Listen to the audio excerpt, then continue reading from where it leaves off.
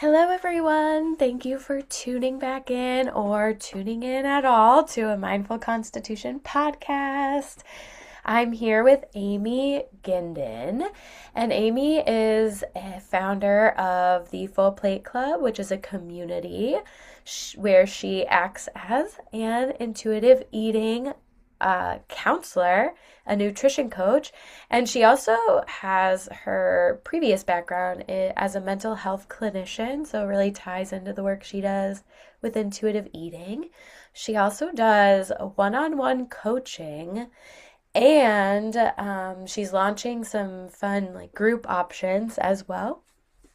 So, yes, we're going to be diving in today. And for anyone listening, we're also going to be hosting a free workshop together that we'll share more about before we hop off of this podcast recording. So stay tuned for that at the end. And yes, hi, Aimee. How are you? Good. Nice to be here. How are you? So good. We were just talking before we came on about the sun and onset of spring Uh, relieving our depression, for which another is year. I know. We made it through another winter, honey. It That's right. feels so good. So, yeah, I'm super happy today to be chatting about with Aimee the intersection between sort of drinking culture and diet culture. And I've had guests talking about this on the podcast before too, because it is such a interesting intersection and a lot of overlap. But before we dig into all of that, I just love hearing a personal history of your journey, how you got to specialize in intuitive eating. Tell us Yeah. about you, Aimee. Yeah. So I have a master's in counseling psychology, and my first career was as a mental health clinician at a psychiatric emergency room. So I saw anything and everything. It was located in an inner city. I worked all different shifts, and I was really in crisis counseling and crisis management. And clinically, it was super interesting, but as you can imagine, really high burnout rate in that field. Yeah. So I made a total career pivot and went into marketing for almost 15 years. And I worked 9 to 5. I had my weekends. The pay was much better than it was in mental health.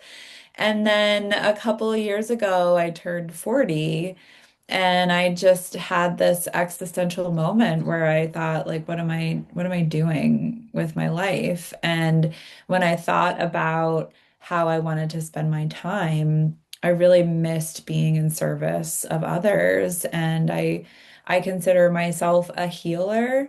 And so I wanted to really get back into that space. And intuitive eating has always been something that has been really profound for me personally. I was someone who fell victim to diet culture from the age of 13 and struggled with food and thought maybe I was the only one struggling with food and didn't really understand, you know, how everyone else could just leave food on their plate. And I had to finish everything in front of me and was thinking about food all the time. And it wasn't until I myself discovered intuitive eating that I was able to heal my relationship with food and to an extent my body. And so when I had this moment in my 40s of like, how am I going to spend my time? I felt really called to do intuitive eating counseling and to get certified because it had such a profound impact on me. And I wanted to be able to help other people who were going through the same thing. And the more conversations I had with people, the more I realized most people have some disordered eating patterns in their lives. So, yeah, so here I am. Yeah. That's awesome. I think, the it's funny when you were saying you totally switched it up, went to marketing and then switched over to intuitive eating, and it's funny. I've talked a lot with people about how looking back on the different chapters of our lives and how they all kind of make sense in the end. I'm sure you use a lot of marketing now doing your own business. And so the puzzle pieces like weirdly fit together at the Yeah. end of the journey where it's like, oh, the psychology piece clearly helps with Yeah. intuitive eating counseling and marketing and just having faith in the unfolding of the process, even with the Yeah. existential crisis along the way. Yeah, for sure. I mean, I was always a really creative kid. Like I wasn't an athlete. I played a bunch of musical instruments and I was in theater and I loved photography and film. I was a film major my first year of college and so marketing was attractive because I felt like I got to bring out my inner kid again and be really creative. But there was still that piece missing where I just felt like, but what am I doing other than helping companies make money, you know? Yeah.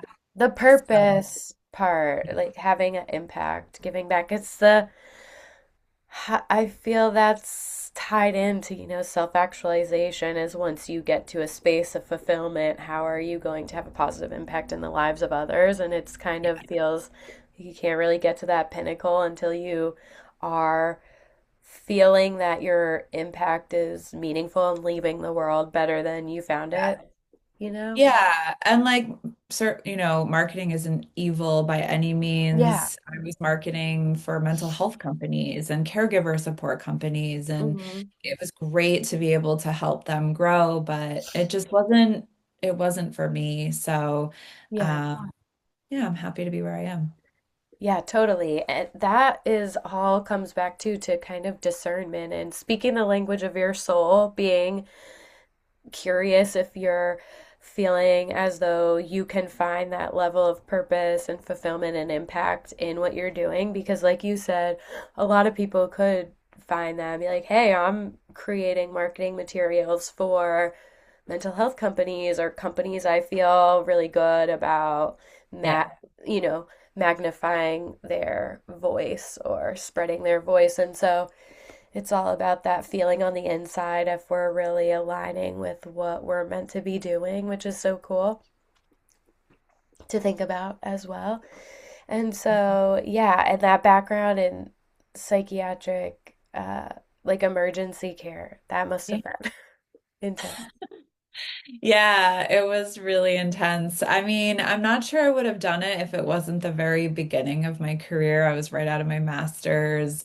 There was an economic recession at the time, and it was like what was available.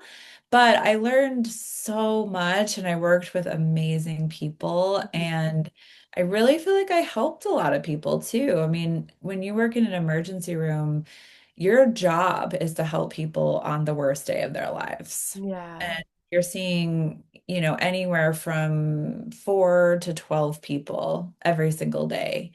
And so there's a great feeling behind that, you can take someone's worst day and make it a little bit better for them. Yeah. Wow, that's a wild way to think about it. You're Yeah. dealing with 4 to 12 people per day on the worst day of their life, and Yeah. the impact that you could have there is pretty profound.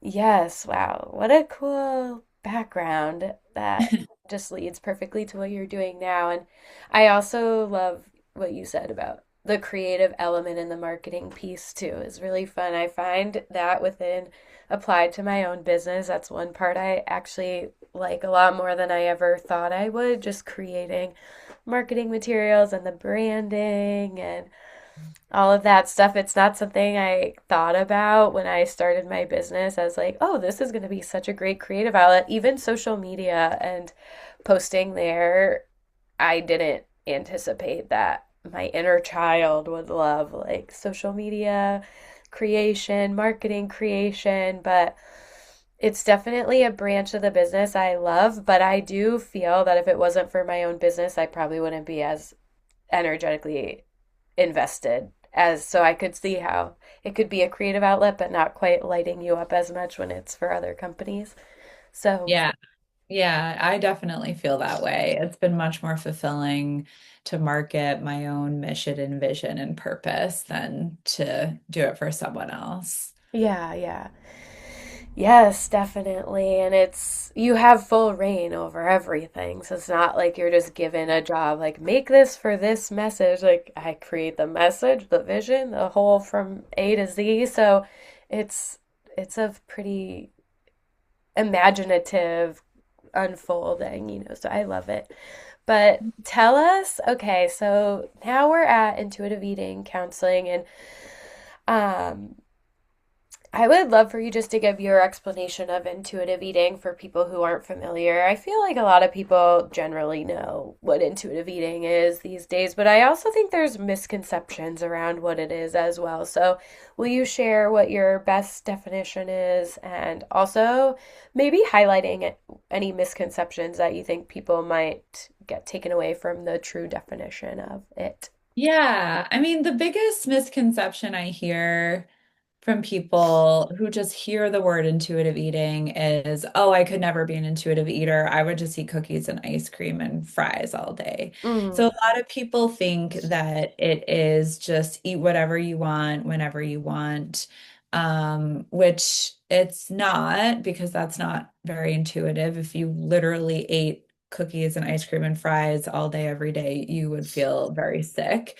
mm, Um, and people also sometimes mistake it for the hunger and fullness diet, which is when you just eat when you're hungry and stop when you're full. But there's a lot more nuance and gray areas to intuitive eating, and it's not a diet. So, those I think are like the biggest misconceptions I've heard. The easiest way for me to explain it is that it is a framework for learning how to heal from diet culture and heal your relationship with food and your body. And it is based on the principle of learning interoceptive awareness, which is basically getting back in touch with your body's internal signals. And the easiest way to explain it is like, you know when you have to go to the bathroom because you feel a fullness in your bladder, right? But because of years of diet culture and learning how to eat based on external rules and not how we feel internally, a lot of people have shut off their hunger and fullness cues and they just say, okay, it's 8 a.m. I'm going to eat breakfast. This is what I'm going to eat. This is how much I'm going to eat without thinking about like, am I hungry? Am I full? Like, do I even want what's in front of me, or am I just eating it because I feel like I should? And so there's 10 principles of intuitive eating, some of which are around hunger and fullness. Others are around building satisfaction back into your meals. There's a whole section on emotional eating and stress eating, which is big for a lot of people. mm, There's areas around ending the restrict binge cycle that a lot of folks go through who are chronic dieters. And they even talk about movement in there as well. So there's a lot to it. I think one of the biggest things that I try to tell people is there's no such thing as a perfect intuitive eater because there's no such thing as perfection. And so a lot of type A chronic dieters will go into it like it's the next diet, right? Oh, I yeah. got to master all 10 principles and I got to be the best at satisfaction and the best at fullness. And it's like, no, no, no. We have to practice self-compassion. We have to acknowledge our humanity and just meet ourselves where we are every single day. So it's a huge mindset shift for people who are very used to black or white, all or nothing thinking and strict diet rules. Yeah. Yeah, absolutely. I for sure have always just thought of intuitive eating as just more of this kind of new of relationship to your body and awareness. I love too that you said interoceptive awareness because I don't think I've actually ever heard even the intuitive episode, other intuitive episodes I've done in the past. I don't think anyone has explicitly used the word interoception. And that's something I talk with clients a lot about too, because it doesn't just mean like the physical like physical cues in your body. It's also tuning into, your emotional landscape. And I think that overlaps a lot with sober curiosity and exploring why do we drink and tuning into what does my body feel like when I'm experiencing different emotions and what can I learn about the onset of those emotions, for example, stress, so I can tap in sooner instead of it overwhelming me and then reaching for a drink. And so Yeah. really helping people to develop their interoception for in the context of their relationship to alcohol and self-medicating is something I talk a lot about too. And just being more conscious humans that are more connected to our bodies, whether it's eating, drinking, or just our health in general, understanding the language that our bodies are communicating through uh, is so powerful. And our society has just become so disconnected from our Yeah. bodies in general. It's like there's so much wisdom that it's constantly trying to communicate. I think stress is a huge one that we've just learned to kind of bypass altogether. And we really minimize the effect it's having on not just our behaviors, but like on our overall health and our bodies too. And just kind of understanding, oh, my heart is racing, or I'm feeling like physical symptoms of like shame or grief or overwhelm. Anxiety is like so helpful along our path to address self-medicating with food, alcohol, and just healing in general, that relationship to our bodies. And the other thing you were saying that resonated for me across planes of our work is type A personalities and approaching it like a checklist, and another kind of to-do list. That Mhm. resonates because I am kind of like that in general, but I also notice it a lot even with healing and working through the layers. It's not a checklist, it's like a embodiment of the process and attaching more to the process than the outcome, which is again something that our society is so uncomfortable with. Like, Okay. but what is the outcome and how do I get there? It's like we have to focus on how you're being in the process because that is what creates the outcome. If you're attacking something through a type A mentality that got you to the problem in the first place, then that's not going to be a very healing process, is it? And Yeah. so the whole process oriented thing too, which is like really going out here, is reminds me of the connection to the divine feminine and attaching to the process instead of like the more masculine of like what's the outcome, achievement Well, oriented, and it's like goal oriented. What are we working towards? It's like no, there's a lot of wisdom in letting the process unfold and witnessing that. yeah. And I work with a lot of executive women who treat their Yeah. health the way that they've treated their career. And I constantly have to remind them that the way that you climb a corporate ladder is not the way that you manage your health because our bodies are dynamic systems with variables that change every single day, if not every single hour or every single minute, where you have to adjust and listen and tune in. And if you got a poor night's sleep, maybe pushing through and running that marathon the next day is probably bad for your health, not good for your health, right? And so, a lot of these external systems that have worked for these very ambitious individuals in a work setting don't translate at all to our health, and whether that's food or alcohol or sleep or exercise. And it's not about like never having goals or never having discipline, but it's about having the mental flexibility and agility to adjust based on where you are in this moment. Right. Through interoception, self awareness, self inquiry, discernment. And Yeah. I always say, even when you think of, manifestation, and that can be applied to really any realm, is this kind of combination of aligned action and surrender and adaptability. And you actually move forward with more efficiency and ease when you are able to find that delicate dance between the two, because it is, like you said, not about not having goals or not moving towards a direction, but it's about not relentlessly pursuing that at the cost of all else, because ultimately that does have a infringing negative impact. Not to mention that, there's beautiful places we can land when we're a little open to slowing down, or and I like slow down to speed up, is something else that resonates with me. Sometimes we do need to give ourselves that opportunity to uh like rest is productive in a way.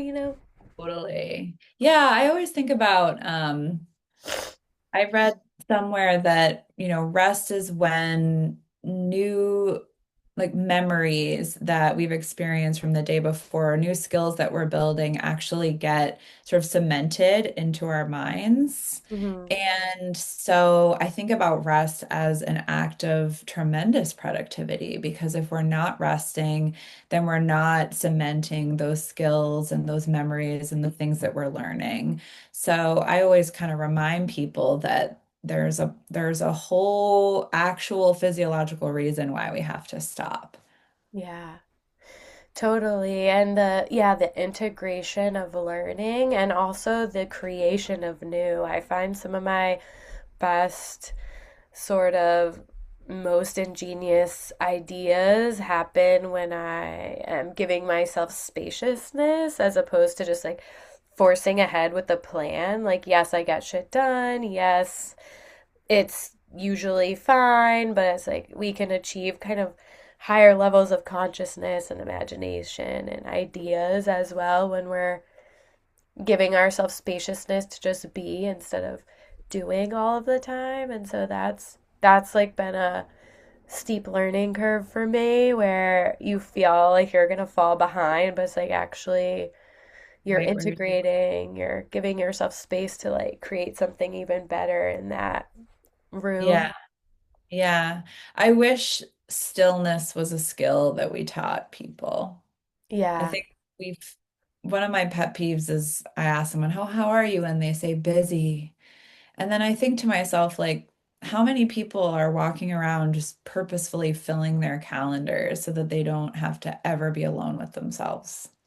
everyone, because our society literally breeds us that way. And I do think a lot of that is shifting, but I feel like it's inherent programming, societal programming that really keeps us in that state of being intentionally, because I think that we are so like we are so powerful, and the small glimpses I've seen of being able to achieve more surrender and stillness myself, and recognizing how you just magnetize this much more vibrant life and even more creative outcomes than you could have when you were forging ahead. I'm like, well, no wonder they don't want us to like be living this way, you know? So much easier. We're also much less stressed out. Like, and it's just recognizing like the hustle culture is just such a trap. It is. I sometimes wonder if maybe some country in Europe, like Italy or something, might be a better cultural fit for me these days. Oh, yeah, I know.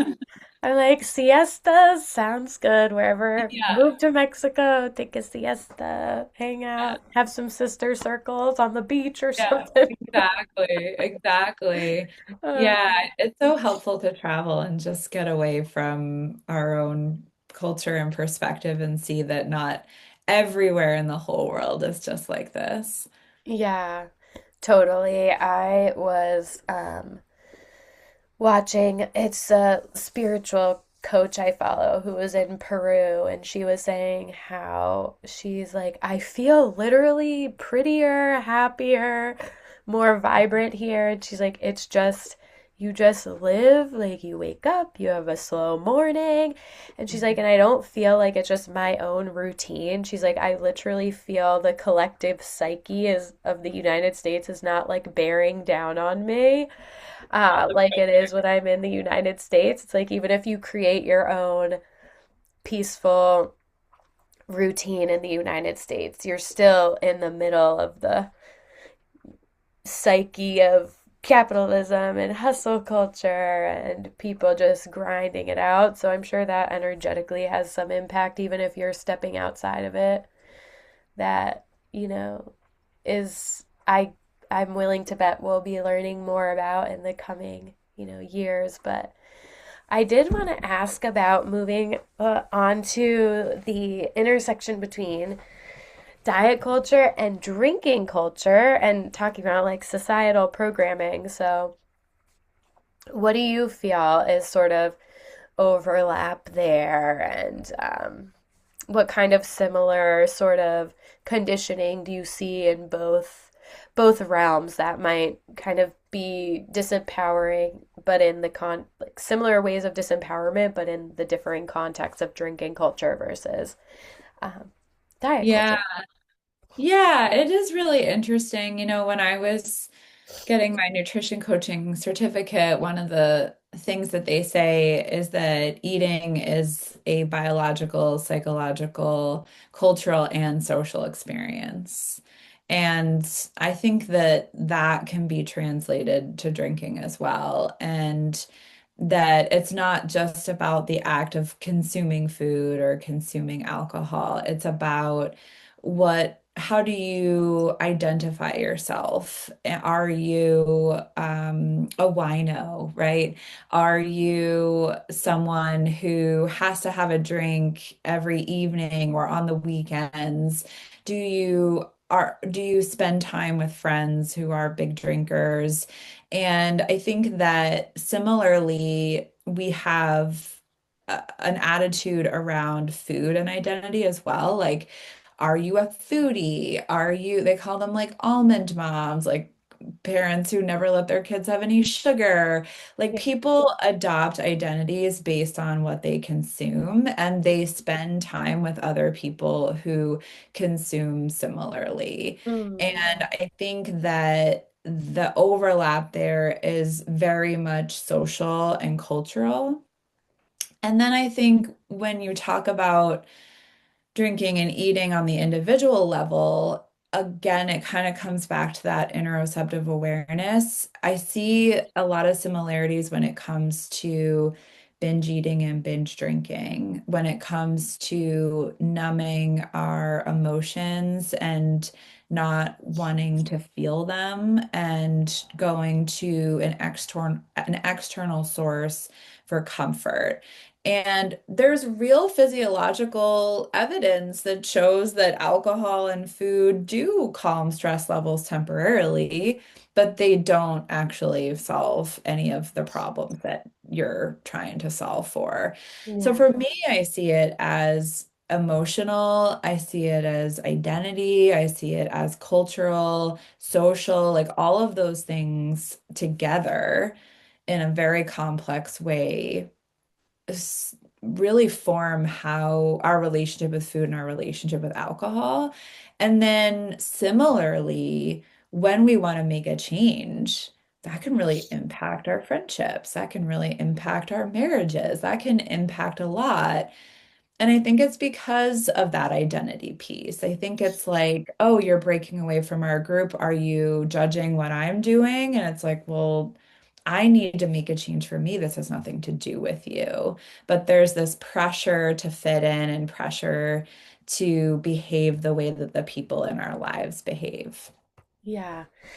Yeah, that's a big piece for a lot of people stepping away from old drinking patterns, whether it's really just trying to drink less or move towards full sobriety, is the relationship piece and the reflection effect that has on the relationships. Like you says, like we usually seek out groups that are engaging in similar patterns, so it's just as much on us as them, but it can be a mirror in a lot of instances. And food is such a central piece, just as alcohol often is in our culture, of socializing and your relationships, especially if your partner. I do a lot of health and wellness coaching, subcontracting, and it's one of the biggest sources of either support or challenge is whether or not someone's partner is on board with them, approach like trying to make changes to their diet and lifestyle. Yeah. So it can be something that propels them forward if they're on board and supportive, especially if they're willing to make changes with them. Like you were speaking earlier before we hopped on the call about the buddy system, and that can be so positively reinforcing. But I think it can also be a huge hindrance if somebody's not supportive. It can make it feel so much harder. I Yeah. remember reading something about like the percentage of relapse for people struggling with addiction is significantly higher if your partner still uses or is like not supportive of your recovery. And it was a pretty wild percentage too. I can't quote exactly what it was, but I was like, wow, like that's such a significant piece of being able to recover successfully from substance use issues or not. So, yeah, definitely. And what about normalized thinking around diet culture or drinking culture that you see? Is there any sort of conditioning built into diet culture? Like for me, one that comes to mind is like your worthiness is kind of found in something external to yourself or maybe even like appearance or something is like, okay, you'll be worthy when this or this will make you like when your weight is lower, that's like defining your worth, or you're gonna be sexy, cool, and fun if you drink. Like what kind of the way that it's marketed towards us, do you see any messages of overlap? Yeah, I mean, it's interesting if you look at the history of diet culture. For the longest time, larger bodies were seen as the thing that you wanted because it showed that you had enough means to eat well. Mm-hmm. And the people who were in poverty were thinner, right? And so that was the case for many years until you get to the Industrial Revolution in the early 1900s timeframe, where that changed everyone's access to food. The middle class started to grow. It wasn't just the very rich and the very poor. Everyone had much easier access to food. And when that happened, there was this cultural shift towards more efficiency, more productivity, restraint, because you could, for the most part, eat what you needed, with the exception of like the Great Depression time period, which ended up being challenging for many folks. And so, with that and with more access to food, the whole concept around body image shifted. And when I think about diet culture, at the root of all of it is like sizeism, right? It's we place bodies on a hierarchy based on their size, and anything and everything that you can do to get to a certain size puts you in a higher category, a higher status level. And so, right now, GLP-1s are the fastest growing drug on the market since statins in the 1990s because, oh, I can eat what I want, but I'll still be skinny. And so we can't ignore diet, we can't talk about diet culture without talking about the discrimination against people in larger bodies, because at the root of it, it really comes down to body image. And, there's definitely been a shift since the 80s and 90s around moralizing health foods. I'm good if I eat this, I'm bad if I eat that. I mean, that definitely is still very prevalent today. But again, you're good or you're bad because of how it's going to either make you gain weight or lose weight. And Mm. so for me, I think it really comes down to body fat percentage and how we treat people who have more body fat on their bodies. It's really a shame. Mm. Yeah. Yeah, it is. It is interesting to think of the evolution of bigger bodies being a status symbol and now how it's just like people do anything at all costs to be thin. Yeah. And even you, like, I reflect on that in my own body image too, is just witnessing and like I think our parents' generations, there was a lot of like I know my mom said even her mom, like they had the equivalent of like speed pills or something like Yeah. back in the 50s, 60s and stuff like that that they would take for weight loss pills. And it's interesting too, I feel, with when I think of that mentality in terms of drinking culture and diet culture, I want to say immediate gratification, but it's kind of this prioritization of like say, with drinking culture, it's kind of an escape mindset. Like, okay, like use if we use it for self-medications, like doesn't matter the long term, like I'm having fun now or I'm like escaping discomfort right now. And then it's like forget what I'm bypassing to get here. And I think that messaging applies in a lot of diet culture as well. Like even with what you said about some of the GLP-1s, like you take this and you can eat whatever you want. Although obviously that's not the prescribed method of using them.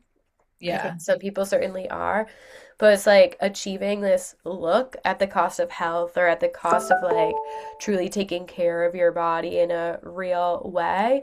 And that sort of programming seems really relevant, like across and conditioning seems really relevant across the board in drinking culture and um, diet culture, where it's like kind of do what you need to get this sort of more superficial ends, but sacrificing a lot of deeper Yeah. healing or better connection with your body or real nourishment or truly facing uncomfortable emotions that will actually allow you to overcome them.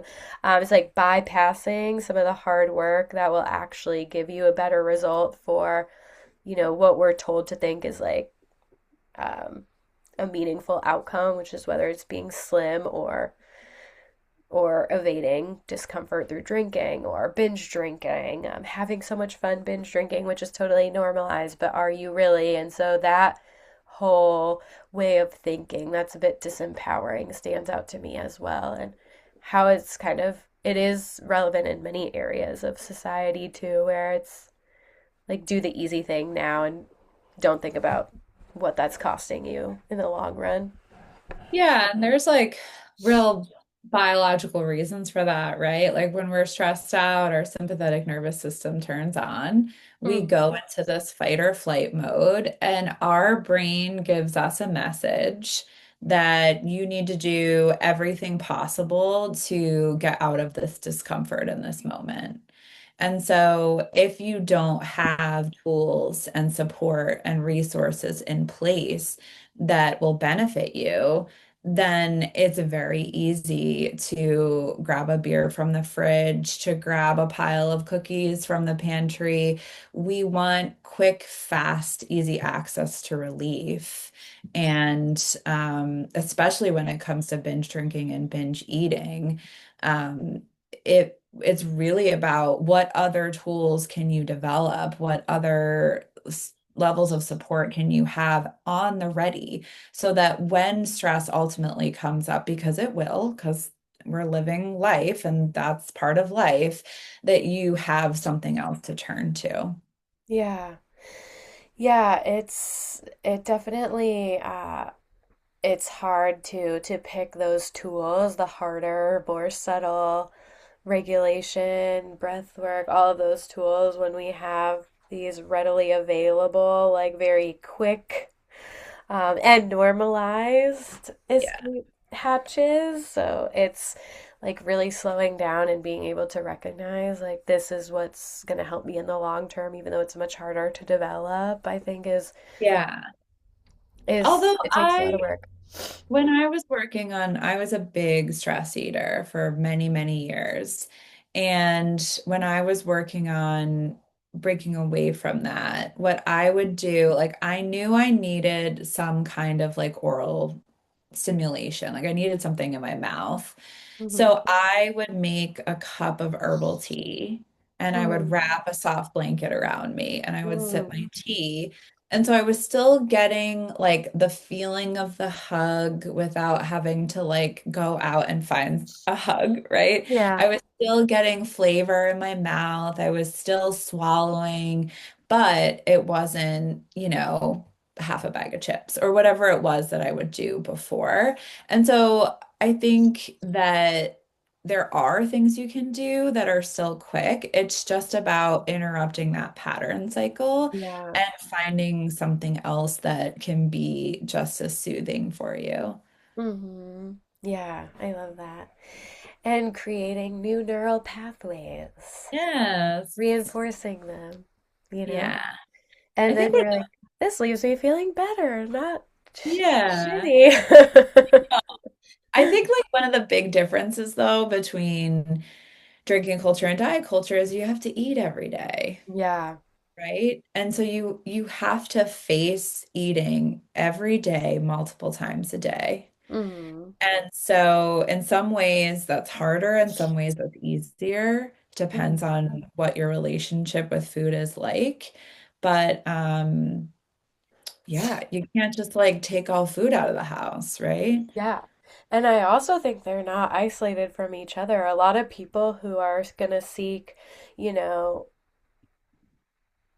comfort in something outside of themselves. Like, I'm sure I know, for me, like, I'm sure I've been binge eater, like, ate as a way to like manage emotions, just like I drank to manage emotions. And there's a lot of that, and I think of when I say addiction too, I feel like we don't have to be struggling with addiction to still struggle with behaviors on the spectrum. So it's like if we're trying to cope with alcohol, maybe we're not an alcoholic, we're just self-medicating with alcohol, and we can self-medicate with food, and both these things Yeah. can exist on a spectrum Totally. and they can overlap. And so just understanding when we're using something outside of ourselves to give us dopamine. And I was just taking an addiction like intensive, and it was talking about beeps, behaviors, experiences, substances, like people. We can have, relationships of codependency. There's all kinds of things that we can use to kind of circumvent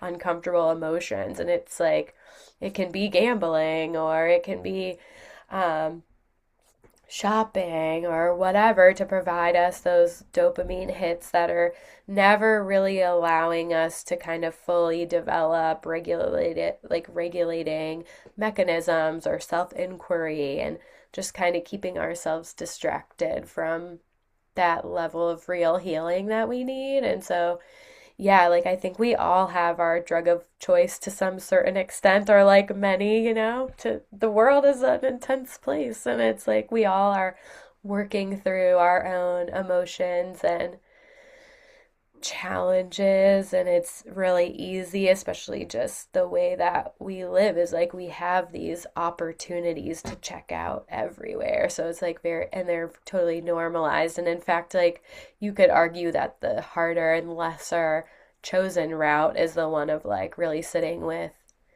your discomfort and getting to the bottom of it.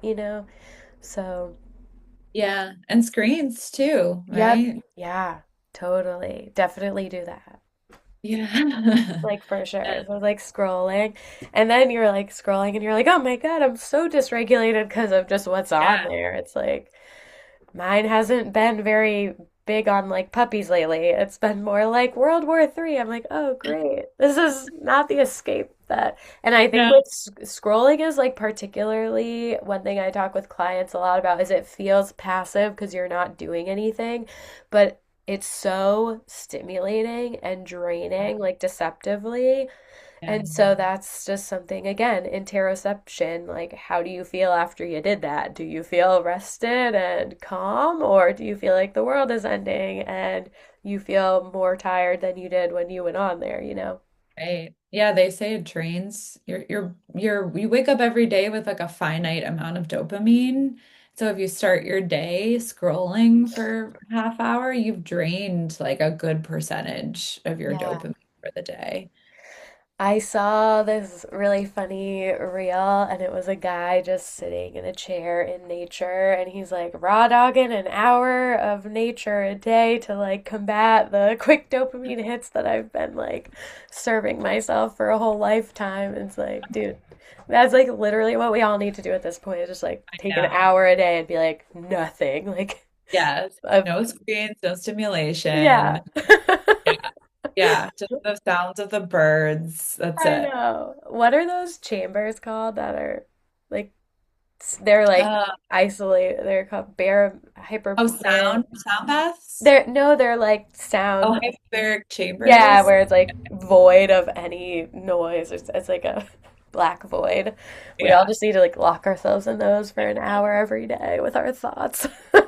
I Imagine know. if the whole world did that. We'd probably have like solution to world problems in like a year. We're like, nope, nope. We'd prefer to stay No, on the apocalyptic timeline. Thank you. that'd be too uh, easy. yeah, so okay, so what else was I thinking? Feel like there was one more thought I had on the programming piece. But yeah, I think one, binge drinking, binge eating, both are obviously there's a lot of overlap. And then when we think of like the cultures that support diet, that support binge, support dieting, support binging, like a lot of it to me just kind of hinges on you like feeling not enough as you are, and like that's how they exploit it, like with diets, like not enough unless you're skinny, not enough unless it's like rooted in you not being enough in the body that you're in. And same thing with drinking culture, like you're not going to be fun unless you're drinking, like you're not going to be able to socialize, you're like as if you just being your authentic self is not enough, that you need this diet, you need to be smaller, or you need this drink to make you sexy, Uh, entertaining, and exciting. And so I think like the worthiness piece is something that yeah, exploiting a feeling of not enoughness that many of us carry anyways. Uh, yeah. I think a lot of what I talk about with folks is embracing the both and, yeah. right? Like how can you have goals and have ambitions, but still love where you are right now, right? Mm, Like how can you enjoy the journey without, and the outcome is great, right? We're tangible thinkers. We all love to have an outcome, but the outcome can't be the only thing. And so it's really like embracing the tension of, okay, you might want to lose 10 pounds, or you might want to get stronger, you might want to get up to running 10 miles. Like those are goals. But like, what about being enough right now too, and being enough tomorrow? Not because the goalpost always moves, right? Like I've never met someone who's like, I lost 10 pounds and now I'm enough, right? It's something else. It's like, now I need to tone up. Or now I just want to lose 5 more pounds, yeah. or now I need. And like you never get to the thing that you think is going to make you happy, because it never does. And so, but also people are really uncomfortable with the idea of never having a goal and never having a direction. So it can't be 100% presence and it can't be 100% outcome. It's like, how do you live with both so that you generally know where you want to go, but regardless of what happens, you're still worthy today. Yeah, love that. That's a great way of putting it. And I also find it's just really breaking out of sort of duality, like this and this or that. And that's kind of a common thread across humanity and our greater healing, I think, right now is like, how do we hold space for complexities within ourselves? And the more that we can do that for ourselves, too, the better it's going to be for the collective, the more we can hold space for complexities and contradictions within other people, and understand life is not that black and white, and it's not this, it's a, yeah, like you had said, our we are an ecosystem individually, collectively. Everything is always shifting and changing. It's a complex system that we have to be attuned and adapt to, and our brain wants to overly Have a simplify plan. things. Need a plan. Need a plan, and this is the outcome, and this is how I get there. And it's like, yeah, but Yeah. things might change 10 times, and you have to be able to flex and pivot and be attuned to that. And that requires presence with the process to do so, and curiosity and self inquiry and an open mind. And sometimes I think that we feel like that's so hard, or it's so much more complicated, but it's ultimately not, because it does get easier to attune to and to be more discerning. And in the meantime, you're rewarded with such a more fulfilling, aligned outcome and journey than you are when you're like fixated on a plan without being able to change it, or fixated on black and white narratives or this or that, and you're inflexible and unyielding. It's like, A, the process is not that enjoyable, and B, you're kind of forcing outcomes that might not even be the best for you. Yeah. So, and I think that's relevant like in so many ways right now, where just for us to all evolve and grow on our own journeys and collectively, we have to be able to be a bit more, step into our higher consciousness we have access to, and recognize like we aren't black and white. We are very like complex beings. Yeah, and it's challenging because when we're stressed and anxious, our brains tend to go into that more inflexible thinking mode, right? Where we Totally. just need, like, tell me what to do and I will do it. And so the key is really to get out of that chronic stress so that you can think in a more complex and flexible way. And Yeah, so a lot of people don't even know that they're just always in this heightened state because they've been in it for so long. 100%. Yep, totally. The ability to even be imaginative and creative about new ideas or solutions or approaches is pretty much not accessible to us when we're in fight or flight. And that's where we can get stuck in ruts and negative Yeah. thinking because we're just like have blinders on essentially. So, Yeah. yeah, wow, that was a beautiful way to close our episode. And I would love for you to share just a couple.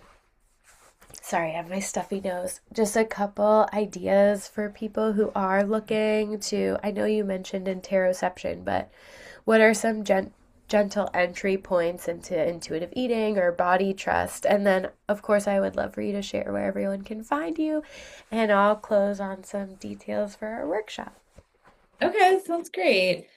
Yeah, I think the easiest principle of intuitive eating to adapt is discovering satisfaction in food. And this is especially appropriate for people who have been chronic dieters, chronic restrictors. Maybe they have a whole bunch of foods that are off limits and they just feel completely controlled by food and always thinking about it because they're never actually eating what they want to eat. And so, satisfaction is such a great way to kind of get into intuitive eating. And so, what I recommend is when you're building a meal, start with the thing that you like sounds amazing. And maybe that's something that you haven't allowed yourself to have. Maybe it's like a donut or pasta or whatever, right? Usually it's high carb, high fat, because that's like the most satisfying for us. So Mhm. build a plate around that. So let's say it's pasta and you haven't allowed yourself to have pasta in years. Then what you want to do is build on top of that. So pasta is a very like high carb food, which is great. Carbs are our body's preferred source of energy. But then add a protein, add a vegetable source, like build on top of it, add a sauce, like maybe olive oil or something with some, good fats in it. And start thinking about your meals by starting with the thing that you really want and then adding the things that are also going to nourish your body too. And a lot of people, once they start making satisfying meals, they find that a lot of the things that they are struggling with start to clear up naturally. And it was the chronic restriction and fear of these foods that was keeping them stuck in this diet culture mentality. So that's a really easy entry point into intuitive eating. It doesn't solve everything. Obviously, lots of people have very different complex relationships with food that starts from childhood, but that's one that most people are pretty successful with. Um, and yeah, so I've got an online community called The Full Plate. You can check it out at joinfullplate.com. We have a limited free version and then a premium version for 29 US dollars per month. And there's like a good 70 folks inside. So come join us. workshops every month. We do the intuitive eating book club. We've got daily chats going, weekly challenges, and a lot of folks have made a ton of progress without having to completely uproot their lives. And, similarly with your work, Katie, it takes a community of people who are on a similar journey to help reframe and change a mindset. And so the more you surround yourself with people who care about what you care about, the more successful and effective it's going to be for your overall change. Yes, I love that. That's amazing. So, thank you so much for coming on. And for anyone tuning in when this episode comes out, we are going to do a little workshop similar to some of the workshops I've done at my monthly Sober Curious Sister Circle. We'll have some workshopping on reflection questions around, your experience with diet culture and drinking culture and any overlap you've seen. You'll have an opportunity to chat with another woman and partner style workshopping, and we'll have large group discussions. So, facilitated by Aimee and I. So, you'll have us both at your disposal, and we're planning that for April 27th, right? April Yep. 27th from 6:30 to 8:30 p.m. Eastern Time. Is going to be free. So, yeah, stay tuned for that. We'll include the registration link in the caption. So thank you again, Aimee. That was such a good chat. Thank And you for having me. yes, hopefully we'll see some of you all at our workshop. And thanks for tuning in and listening. Have a great day.